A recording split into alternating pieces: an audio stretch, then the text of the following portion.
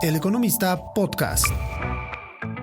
Hola, bienvenidos y bienvenidas a Economía sin Monotonía, un podcast de El Economista en donde hablaremos de temas que nos ocupan y nos preocupan. Del otro lado de la línea, encantado de estar con ustedes. vamos a entrar en materia. Yo soy Ana María Rosas, editora de la sección de Finanzas y Dinero de El Economista. Como siempre, muy contenta de que nos permitan compartir con ustedes este podcast en donde quiera que se encuentren. Llegamos a la tercera temporada de Economía sin Monotonía y cumpliendo casi 2 años de estar en este espacio. Esto no sería posible sin la deferencia que nos hacen al escucharnos y recomendarnos. Muchas gracias. Y para arrancar fuerte, hoy vamos a hablar del fraude en criptomonedas, un tema que se ha puesto muy de moda y del que ustedes me preguntan mucho. Y por eso me acompaña en esta mesa mi compañero Sebastián Estrada, quien es el reportero que se encarga de la cobertura de estos temas que tienen que ver con financieras tecnológicas, que incluyen obviamente las plataformas de criptoactivos. Sebastián, muchas gracias, bienvenido. Hola, ¿qué tal? Un placer estar aquí. Bueno, Sebastián, pues ahorita se va a poner bueno y también está con nosotros desde Argentina Daniel Mazzucchelli. Él es director de expansión y vocero de SumSub, una plataforma global de verificación de ciclo completo que ahorita les vamos a decir de qué se trata. Daniel, muchas gracias por estar con nosotros. Hola, muchas gracias a ustedes por la invitación. Bueno, Daniel, muchas gracias. Y miren, les quiero contar que yo todavía recuerdo en plena pandemia que tuve un pequeño accidente y cuando la doctora que me atendió supo que me dedicaba al periodismo económico, lo primero que me preguntó es, ¿y tú cómo ves la inversión en Bitcoin? Y bueno, luego en una cena de padres de la escuela de mi hija, un papá se me acercó así sigilosamente y me preguntó, oye Ana, ¿invierto mis ahorros en Bitcoin? Miren, la verdad, yo me declaré incompetente. Les dije, pues miren, yo no tengo mucha información. La doctora no supe qué hizo, pero el papá del niño sí que invirtió y parece que no le ha ido muy mal. Pero conforme se ha esparcido el uso de los criptoactivos, pues también ha crecido el fraude a través de ellos, ¿no? Y precisamente en un estudio reciente de la plataforma SumSub, la cual se encarga, como les acabo de decir, de verificar el ciclo completo de las criptomonedas, presentó un informe, el estado de la industria cripto 2025, en que un dato que a mí me llamó mucho la atención es que ha crecido el fraude de identidad de criptomonedas 50% en América Latina. Daniel, quisiera por favor que nos expliques un poquito de esto y que nos expliques un poquito qué es esto del ciclo completo. No me queda muy claro. El ciclo Bien. completo de las criptomonedas. Precisamente aquí tratamos de explicar con peras y manzanas de qué van las cosas. Perfecto, me parece muy bien. Básicamente, cuando hablamos de ciclo completo, nos referimos a SumSub en particular. Yo soy director de expansión en SumSub para Latinoamérica y lo que hacemos es mitigar el fraude en el ciclo completo. ¿Qué es en el ciclo completo? Básicamente, suponete que hay una aplicación de criptomonedas, ¿no? Y la gente se registra en esa aplicación para poder operar. Generalmente, para registrarte satisfactoriamente, los usuarios, las personas como nosotros, tienen que subir su documento de identidad, tienen que hacer una prueba biométrica y demás. Y plataformas como SumSub verifican que seas una persona real, verifican que seas una persona legítima, que no estés sancionado ni comprometido con acciones de lavado de dinero y demás. Y básicamente verifica que seas quien dice ser. Okay.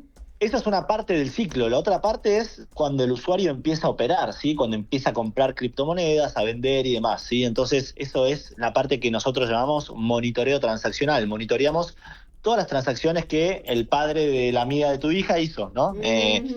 Monitoreamos que estén bien, que no haya nada raro, por así decirlo, ¿sí? Que esos fondos no provengan de actividades ilícitas y demás. Entonces, buscamos un poco la seguridad y la normativa dentro de todo este mundillo de las criptomonedas.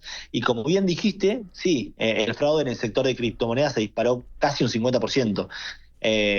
y esto viene mucho de la mano con la falsificación de documentos, ¿sí? De los usuarios que falsifican documentos y se hacen pasar por otras personas. Casi el 30% de los casos es por esto, por usuarios falsifican documentos y se hacen pasar por otras personas y operan bajo el nombre de otras personas, por ejemplo. Oye, Daniel, ¿qué importancia tiene la verificación de la identidad de los usuarios por parte de las empresas en criptomonedas, teniendo en cuenta esto que mencionaste, ¿no? Del fraude pues que hay y también de la prevención del lavado de dinero, ¿no? Que muchas de estas empresas tienen que cumplir con estas regulaciones pues a nivel internacional, ¿no? Que las criptomonedas suelen ser un vehículo que regularmente se presta para esto, ¿no? 100%. Creo que las empresas que son exchanges, ¿sí? que le permiten a usuarios operar criptomonedas, están obligados a verificar a sus usuarios, ¿sí? Para operar tenés que verificar a tu usuario, ¿sí? Saber quién es. Nosotros llamamos conozca a su cliente, ¿sí? Entonces es súper importante entender quién es tu cliente y ver si ese cliente es una persona real, es una persona legítima, no es una persona que esté implicada con acciones de lavado de dinero ni nada por el estilo. Entonces, aparte de que es obligatorio, es esencial conocer quién está detrás operando, ¿sí? Quién está ingresando dinero a tu plataforma, por así decirlo. Entonces, creo que es fundamental. Hoy por hoy en SAMSA buscamos de que muchas empresas lo hagan, ¿sí? Obviamente hay empresas que todavía no lo hacen por diferentes motivos, pero todas deberían hacerlo y todas deberían verificar a sus clientes.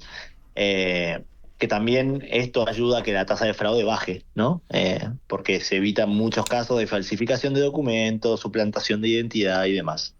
Oye, Daniel, ¿y México aquí cómo le va en esto? Me parece que también ha crecido mucho el uso en Latinoamérica, estamos en los primeros lugares y obviamente pues también el fraude. Pero aquí, ¿qué es lo que ustedes detectan en el caso de México?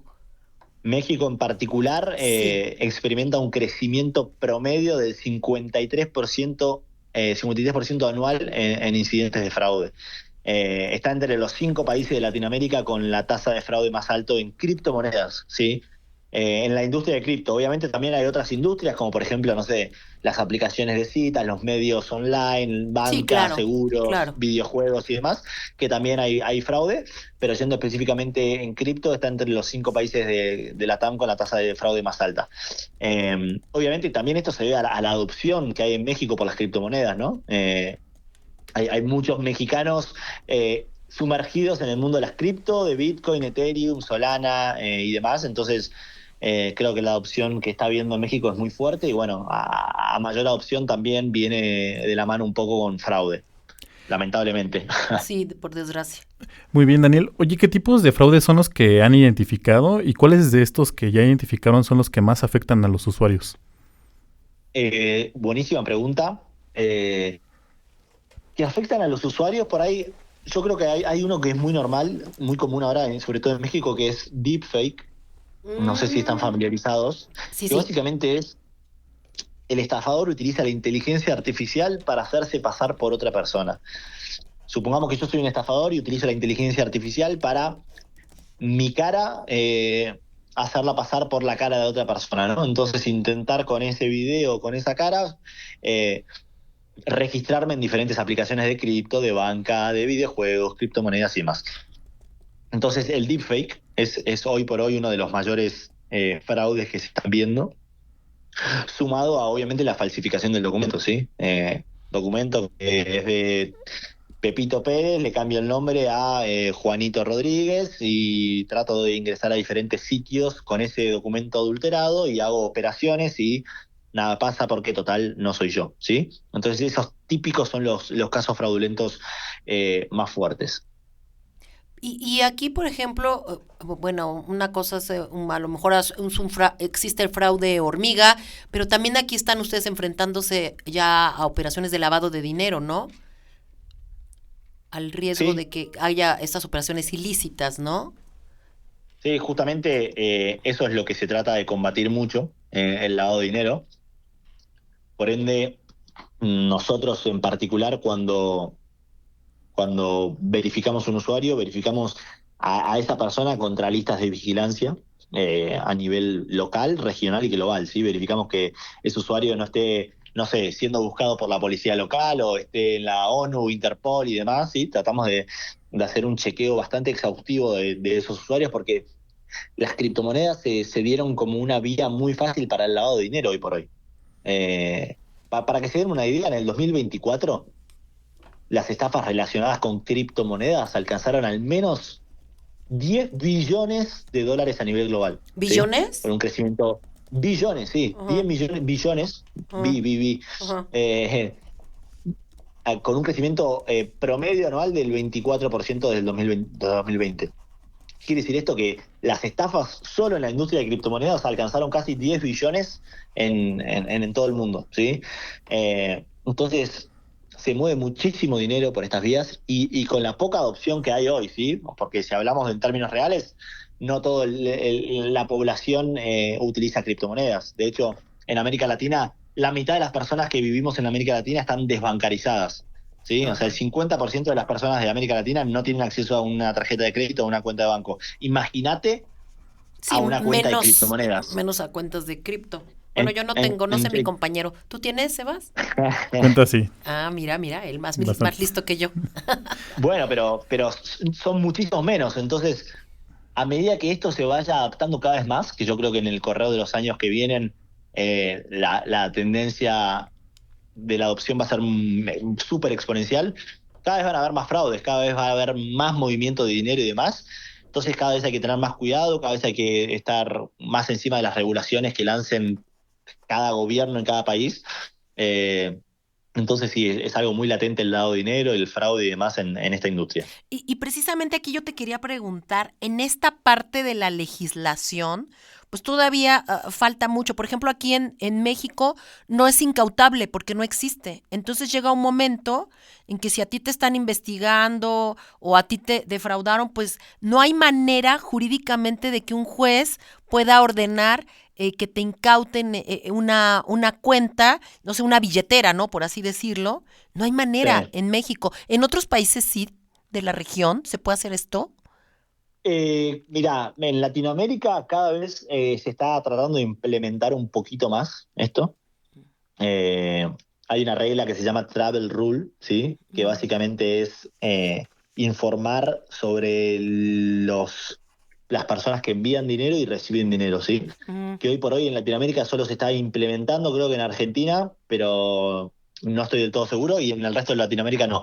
Obviamente que en otros países de Europa, está como de Europa o Asia y demás, hay un poco más de regulación. Acá en la TAM nos llega un poco tarde todo, pero sí, la verdad que es algo muy difícil, porque como te decía antes, está todo muy, muy nuevo, ¿no?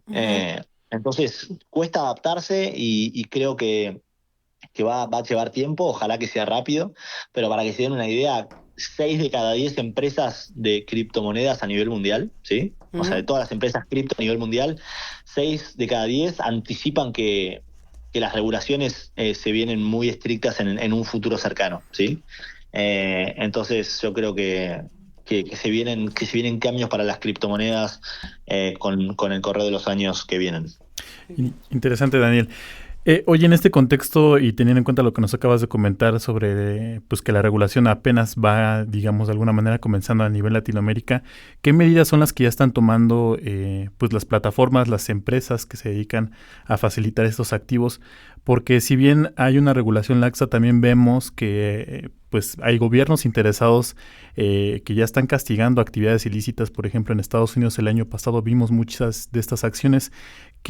¿Cómo se están protegiendo las empresas y qué medidas son las que están viendo ustedes que ya están tomando de manera más proactiva? Buena pregunta. Creo que las empresas lo que están haciendo es, por así decirlo, contratar servicios como los que ofrece Samsung, ¿sí? O la competencia, ¿sí? No quiero salir a vender Samsung ni nada por el estilo, pero Sí. digo, justamente lo que hacemos es ayudar a estas empresas a tratar de mitigar el fraude, ¿sí? Desde la etapa temprana, ¿sí? Conociendo al cliente que se está registrando en tu aplicación, monitoreando las transacciones que sucedan, verificando que no esté comprometido con acciones de lavado de dinero, verificando el origen de los fondos que se están invirtiendo. Entonces, básicamente lo que hace Samsung es un poco eso, ayudar a esas empresas a que puedan tener todo este traqueo prolijo, ¿sí? Hay muchas empresas que lo hacen hoy por hoy, que tienen a Samsung o que tienen a otro competidor, que es súper válido, pero creo que eso es el primerísimo paso, ¿sí? Así que creo que por ahí va. Oye, y en el caso de México, por ejemplo, aquí está pendiente algo, la legislación de las finanzas abiertas, este intercambio de comunicación, ¿no? Intercambio de datos entre las entidades. ¿Esto cómo lo ven ustedes? ¿Cómo es qué les dicen sus clientes de la legislación en el caso de México pendiente? Bueno, en criptos ni hablar, pero digo, en las plataformas, ¿no? Para las plataformas tecnológicas. No estoy muy al tanto sobre ese tema, así que no te voy a poder dar como mucho detalle. Creo que te referís a Open Banking, Ajá. sí, que es el ¿Qué es intercambio de traspaso información? Ujú. el intercambio de información entre diferentes plataformas de banca y demás, que básicamente también lo que va a hacer es facilitar mucho el mercado para todos, pero no va a dejar de requerir esta verificación de identidad de los usuarios y aún más regulación por hacer, ¿no? Como que se vuelve todo un poco más flexible, pero también con más flexibilidad hay que tener más regulación, más controles y más todo. Entonces, eso es lo que te puedo decir por ahora de eso. Como no estoy muy en el tema, no me quiero involucrar mucho, pero No, sí te creo agradezco. que va por ese lado. Te agradezco. Muy bien, Daniel. Oye, a mí me gustaría pues preguntarte a propósito del estudio en este contexto reciente que estamos viendo con justamente lo que pasó en Argentina con esta criptomoneda y pues no solo esta, ¿no? Sino otras que están siendo promovidas por políticos. Pues el estudio se enfoca mucho en la prevención del fraude para las empresas, ¿no? También, ¿de qué manera pueden las empresas de este mundo de criptomonedas pues asegurarse, ¿no? De que una criptomoneda verdaderamente es legítima, que no pues está detrás de alguna estafa, de algún personaje pues gris, y cómo las herramientas de verificación de identidad pueden justo ayudar a pues darnos cuenta, darnos luz sobre estos temas. Sí, creo que eso ya va por otro lado. Qué monedas opera cada empresa ya es un tema de ellos, ¿sí? Que plataformas como Samsung no están muy metidos en las monedas que ofrece cada exchange, ¿sí? O cada billetera virtual, por así decirlo. Ujú. Entonces eso ya es más responsabilidad de la empresa, entender cuál es el producto, ¿sí? Que ofrecen, ¿no? Entendemos que, no sé, todas las empresas de criptomonedas sabemos que tienen Bitcoin, ¿no? Porque Ujú. es la moneda más típica. Sabemos que tienen Ethereum, la mayoría, porque es la moneda más típica, está respaldada hasta hace años y hay una investigación y más. Ahora, ya ofrecer un producto que no está regulado, que no se sabe muy bien si es una estafa o no y demás, ya corre a cuenta de cada empresa. Entonces eso es algo que ya es como algo más crítico de cada empresa, qué producto ofrecer y no. Siendo el caso a estas meme coins o estas altcoins o estas nuevas monedas que surgen, sí, de mi lado, no me quiero meter mucho en política y demás, pero solo como dar la recomendación al usuario final de que invierta solamente en cosas que esté seguro, en cosas que estén respaldadas y demás, y que bueno, que ya la criptomoneda en sí es más timba, ¿no? Es como más, no, nadie sabe mucho. Y si encima nos metemos a invertir en cosas muy nuevas y que menos gente sabe, es más complicado aún. Entonces, yo por eso creo que la mayoría de los usuarios de cripto están en Bitcoin. Te diría que de 8 de cada 10 personas que tienen criptomonedas tienen Bitcoin, que es la moneda más respaldada, que está casi en $100,000 por moneda y demás. Pero bueno, ya a partir de eso, lo que pueda llegar a surgir de diferentes coins, ya a mí me excede y a estas empresas de verificación de identidad también. Y regresando, muchas gracias por tu respuesta, la verdad, muy interesante. Sí. Regresando a esta parte de verificar, que nos decías tú de los documentos, pero bueno, los señores, los malos, siempre encuentran cómo darle la vuelta a todo. Sí, sí. ¿Cómo se están preparando ustedes para ir un paso adelante, ¿no? De los malos. Me gusta la terminología malos que le das.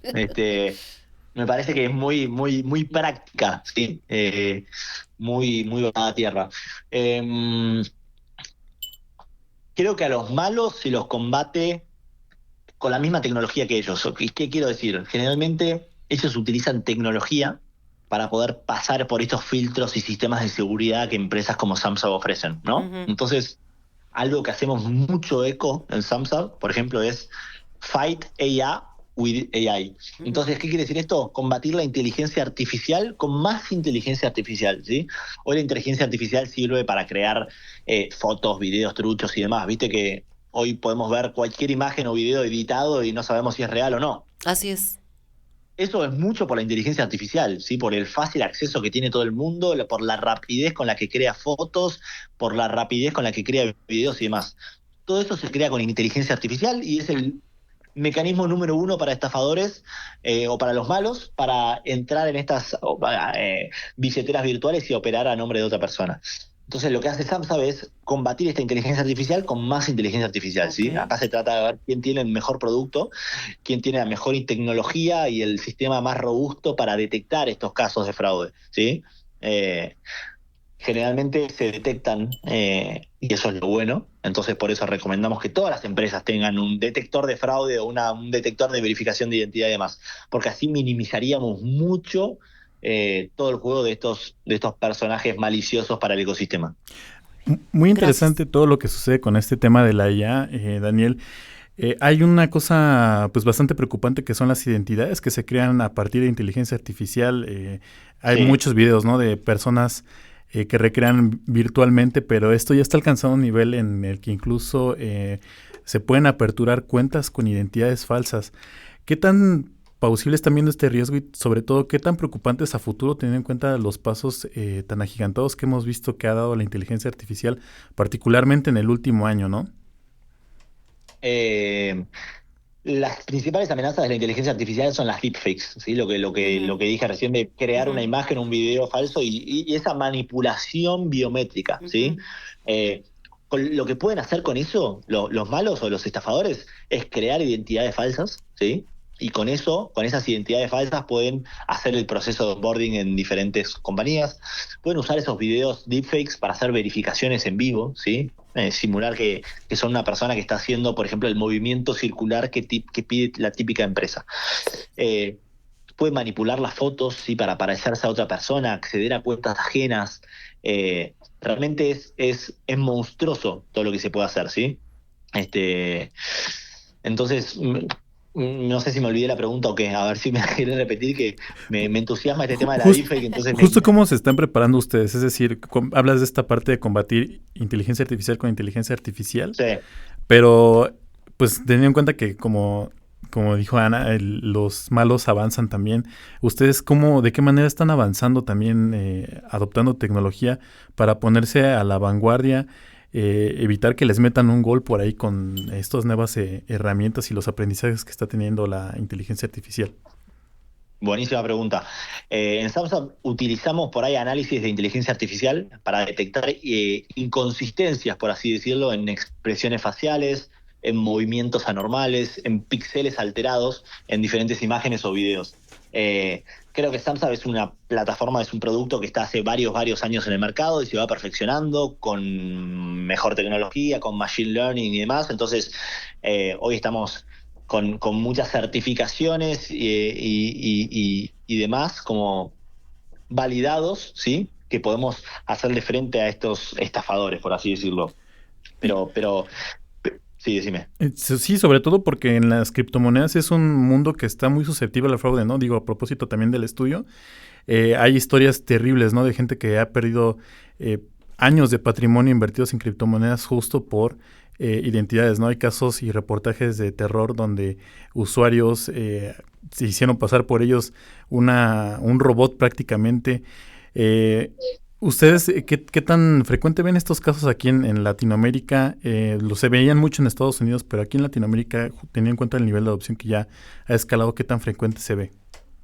Se ve un montón. La verdad que se ve un montón de usuarios, no tanto robots, pero sino estas deepfakes intentando registrarse con el nombre de otra persona y nosotros dándonos cuenta de eso, ¿no? Ese es uno de los 3 motivos de fraude más típicos que existe en México y en Latinoamérica. En Estados Unidos seguro que sí, pero en México y Latinoamérica cada vez se está tomando más adopción. Y esa es la forma más fácil para el estafador de hacerlo, ¿no? ¿Cuáles son los otros dos? ¿Cuáles son los otros dos? Y adulterar el documento de identidad, ¿sí? El DNI o como, no me acuerdo cómo se llama en El México INE, ahora. es el El INE. INE, exacto. Adulterarlo, ¿viste? Cambiarle la foto, cambiarle el nombre, cambiarle la fecha de nacimiento, modificarlo. Ok. Ese, junto con la deepfake y junto con, a ver qué otro puede ser. Phishing, por ejemplo, son El phishing. típicos casos de fraude, ¿sí? Que lo tratamos de mitigar y que cada vez hay más porque también la adopción a las criptomonedas es cada vez mayor y el alcance es cada vez mayor y el fraude avanza muy rápido, entonces hay que estar siempre a la vanguardia en términos de producto, ¿sí? Para poder combatirlo, ¿sí? Combatirlo bien y combatirlo rápido, porque todo esto es en tiempo real. Perfecto.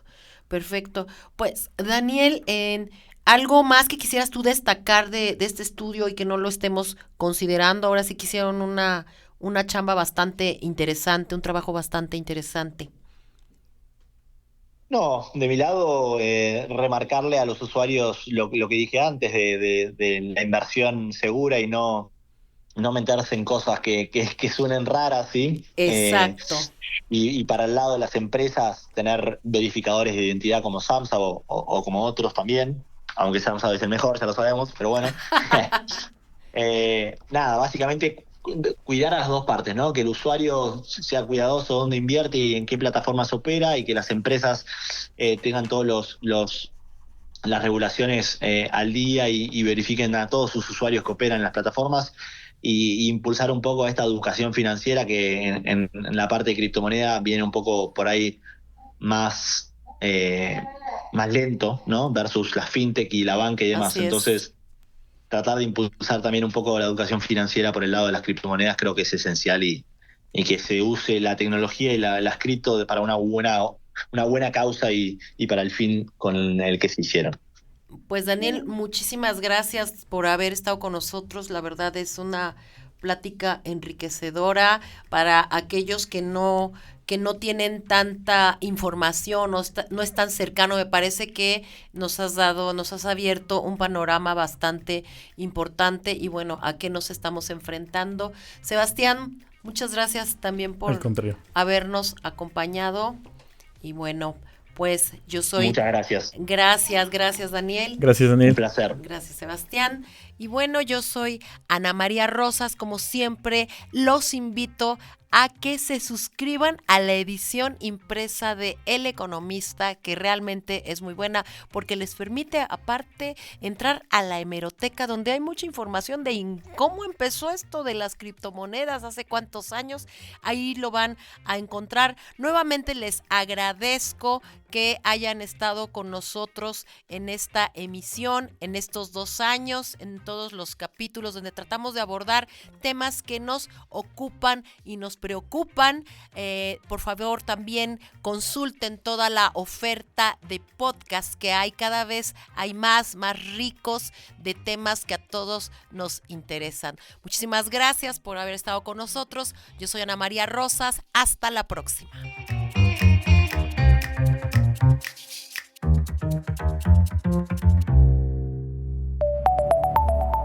El Economista Podcast. Si este episodio te pareció interesante, entretenido o informativo, no olvides calificarnos con 5 estrellas en tu aplicación móvil de Spotify.